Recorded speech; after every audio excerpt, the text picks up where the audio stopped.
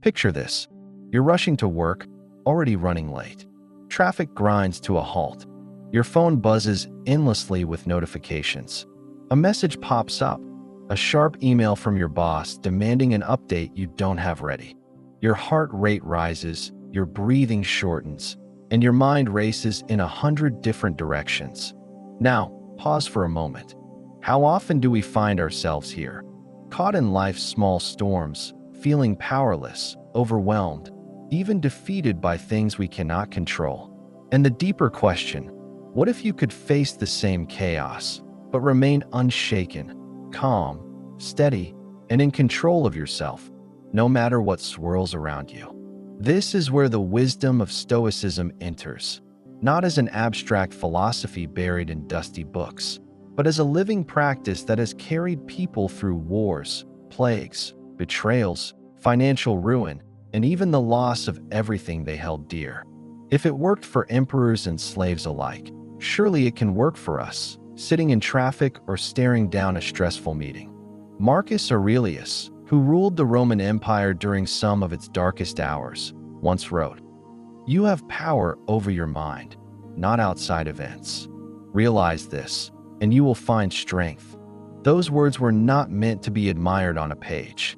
They were meant to be lived, spoken as reminders to himself when barbarians pressed against Rome's borders and political intrigues surrounded him daily.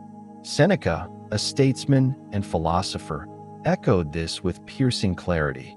We suffer more often in imagination than in reality.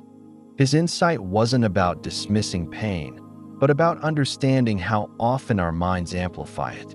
The storm outside us is rarely as damaging as the storm we create inside. And then there was Epictetus, born a slave, who taught that true freedom comes not from circumstances, but from mastering one's own response. It's not what happens to you, but how you react to it that matters. If a man chained and beaten could hold to this truth, what excuse do we have when faced with rude strangers, missed deadlines, or financial stress? These thinkers were not superheroes. They were human beings, pressed by stress on every side, who discovered principles that allowed them to walk through fire without being consumed by it.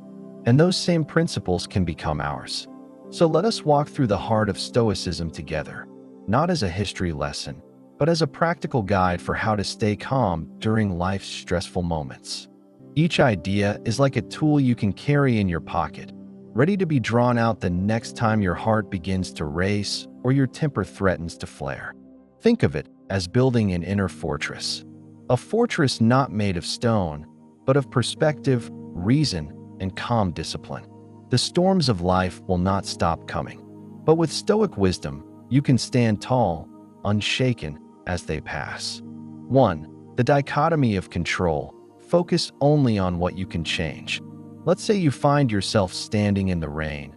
You can curse the sky, demand it to stop, or sink into anger. But the storm will not obey. What you can control is whether you open an umbrella, seek shelter, or simply accept the wetness with grace. Epictetus taught this with unwavering clarity. Some things are up to us, and some are not. So much of our stress comes from wrestling with things beyond our reach. Other people's opinions, unexpected setbacks, the rude driver cutting us off. Yet the Stoics remind us, the only true domain we command is our own mind, our own choices. Think back to the last argument you had. Was it your shouting that calmed the storm, or did it only fuel the fire? Imagine if, instead of reacting to provoke, you chose silence. That choice, restraint, is within your control. The other person's anger is not. Once you begin to sort events into these two categories, what you can control and what you cannot, stress begins to lose its grip. But mastering yourself in isolation is easier than facing life's surprises. And that leads us to the next principle. 2. Negative visualization, preparing the mind before the storm. Seneca advised, he robs present ills of their power who has already seen their coming. The Stoics practiced something called premeditatio malorum, the premeditation of evils. They imagined losses, failures, discomforts, even death, not to wallow in misery, but to soften the shock when these things arrived. Consider this: you have a big presentation tomorrow. Instead of obsessing over everything that must go perfectly, take a moment to imagine the worst. The projector fails. Your boss looks unimpressed. You stumble over your words. Now pause. Would you still survive? Yes. Would you learn something? Absolutely. By rehearsing adversity in your mind, the fear of it weakens. Stress loses its sharpness. This doesn't make life darker. It makes you stronger. Like an athlete training under heavier weights, your mind learns resilience by facing imagined trials before the real ones arrive. Still, visualization is only half the battle, because stress also comes from within, from how we interpret what happens. 3. Reframing stress. The obstacle is the way. Marcus Aurelius, perhaps facing sleepless nights in war camps, wrote, "The impediment to action advances action. What stands in the way becomes the way." This is the art of reframing. Stressful events are not enemies, but opportunities. They reveal where you lack patience, where you need strength, where you are still vulnerable. Think of a difficult coworker. At first, you see only annoyance. But what if this person is your training ground in patience, a living reminder to sharpen your ability to remain calm? Suddenly, the stress is not a punishment, but a chance to practice mastery. Every obstacle becomes a teacher. Every stress becomes a lesson. And yet, even with reframing, there's a dangerous trap: the storm inside our imagination. 4. Do not suffer twice. Controlling the mind's stories. Seneca warned us, we are more often frightened than hurt, and we suffer more from imagination than from reality. Think about waiting for medical results. The mind spins endless stories. What if it's serious? What if it changes everything? Hours of torment pass, even though the results remain the same, unaffected by your worry. This is what Seneca meant by suffering twice. First, in the imagination. Then, in reality, if reality is even as bad as we imagined. When you feel stress rising, ask yourself, am I suffering from what is happening, or from the story I'm telling myself about it? This single question can snap the mind back into clarity. But what if the stress doesn't come from uncertainty, but from people themselves? The Stoics have wisdom for this too. 5. Expecting imperfection. People will test you. Marcus Aurelius began each day reminding himself, the people I deal with today will be meddling, ungrateful, arrogant, dishonest, jealous, and surly. Not because he despised people, but because he understood reality. People will act according to their nature. To expect otherwise is to live in constant disappointment. Think of the morning commute. Someone cuts you off, someone else refuses to signal. If you expect perfect courtesy, you will fume. But if you begin the day knowing imperfection awaits, you will not be surprised. When a friend disappoints you, or a colleague is rude, the Stoic does not waste energy demanding they act otherwise. Instead, they ask, how will I choose to respond? And once you stop expecting people to behave perfectly, you gain room for compassion, both for them and for yourself. Yet compassion must be balanced with another Stoic habit: voluntary hardship. 6. Practicing discomfort, training for calmness. Epictetus said, we must undergo a hard winter training and not rush into things for which we haven't prepared. The Stoics deliberately practiced discomfort. Fasting, sleeping on the floor, taking cold baths. Why? To prove to themselves they could endure stress without breaking. Consider your own life. If every small inconvenience enrages you, slow Wi-Fi, lukewarm coffee, long lines, how will you face real crises? But if you willingly embrace small discomforts, when bigger stress arrives, you stand unshaken. You can try this today. Put down your phone for an afternoon. Walk in silence without music. Skip a meal. These small acts of voluntary hardship train the mind to remain calm when the unexpected strikes. But hardship alone is not enough. We also need perspective. 7. The view from above. expanding perspective. The Stoics practiced imagining life from a higher vantage point. Marcus often wrote about looking at the earth from above, seeing how small our lives appear against the backdrop of eternity. Picture yourself stuck in traffic, furious at every passing second. Now imagine looking down from miles above, cars like ants, the city a patchwork of light, the problems suddenly microscopic. This view from above dissolves stress. What seems unbearable up close becomes trivial when seen in context. The Stoics remind us, life is short, time is fleeting, and most of what stresses us will not matter a year from now, let alone 100.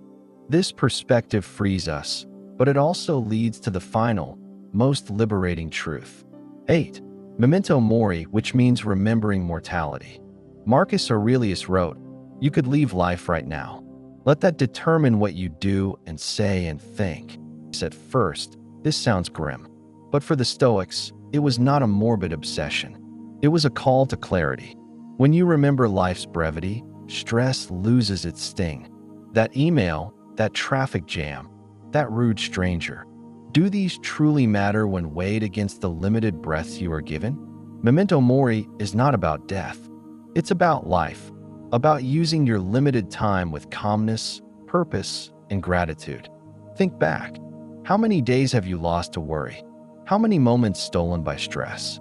The Stoics urge us, waste no more. We have walked through storms with the Stoics, learning to control only what is ours, preparing the mind before hardship, reframing obstacles, avoiding double suffering, expecting imperfection, training through discomfort, gaining perspective, and remembering mortality. Each principle is not a theory, but a practice, something you can begin right now, in the very moment stress rises. We've walked through the storms of stress with Marcus, Seneca, and Epictetus as our guides. And if there's one lesson that echoes through all their words, it is this: calmness is not given, it is cultivated. You cannot wait for life to become easier before you learn peace. You cannot demand the world quiet down before you find silence within yourself. Stress is not something you escape. It is something you train to endure, and in that endurance, you grow stronger. Think again of those daily moments that test you. The long commute, the sharp words of a colleague, the bills stacking on your desk. The Stoics would not have you deny these moments, nor pretend they do not sting. They would have you meet them as exercises, as weights placed upon your mind, strengthening your ability to remain steady. Seneca once wrote, "Difficulties strengthen the mind, as labor does the body." Stress is not an enemy to be feared, but a training ground to be embraced. And here is the paradox. When you stop resisting stress, when you stop demanding that life conform to your comfort, calmness comes. It settles in, not because the storm outside ends, but because the storm within you has been mastered. Pause for a moment now. Breathe. Reflect on the last time you felt overwhelmed. Would these principles, focusing only on what is in your control, reframing obstacles as lessons, practicing discomfort, expanding perspective, have changed how you responded?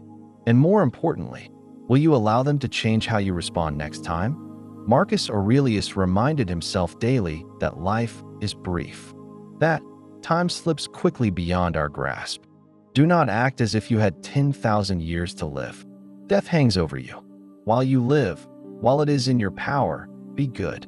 When we carry this truth, that our days are numbered, the petty stresses that once dominated our minds begin to lose their weight.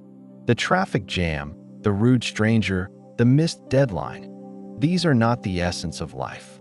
What matters is the calm with which we endure them, the character we shape in the fire of difficulty, and the peace we carry into every interaction.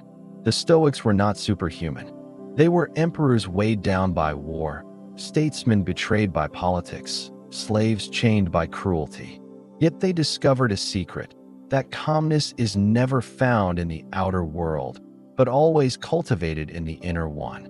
And that secret is now in your hands. So, the next time stress grips your chest and your mind begins to race, pause.